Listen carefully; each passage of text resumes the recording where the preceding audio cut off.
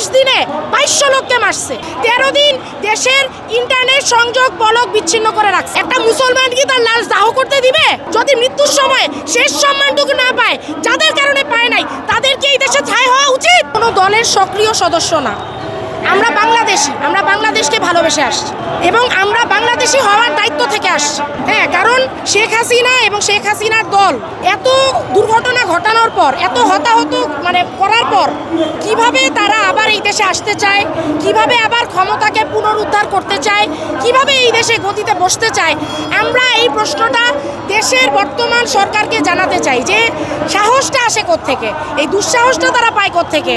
আমরা কি জানি না কি হয়েছে? আমরা কি দেখি নাই কি হয়েছে? 16 বছর মানুষ চুপ থাকছে, কিন্তু 24শে জুলাই আর মানুষ চুপ থাকতে পারে নাই। বান্ডেল থাকলে প্রতি সেনমানিতে টাকা বাঁচবে। বিকাশ সেনমানি বান্ডেল কিনে জিতুন প্রতি লেনদেনে। কারণ 22 দিনে 2200 লোককে মারছে। 13 দিন দেশের ইন্টারনেট সংযোগ বলক বিচ্ছিন্ন করে রাখছে। বলছে ইন্টারনেট আমরা বন্ধ করি নাই, বন্ধ হয়ে গেছে। এরপর আমরা দেখছি কি হয়েছে, মানুষগুলাকে কাঠের ভ্যান গাড়িতে করে স্তূপ রাখছে, স্তূপে দিয়া আগুন জ্বালায় দিছে।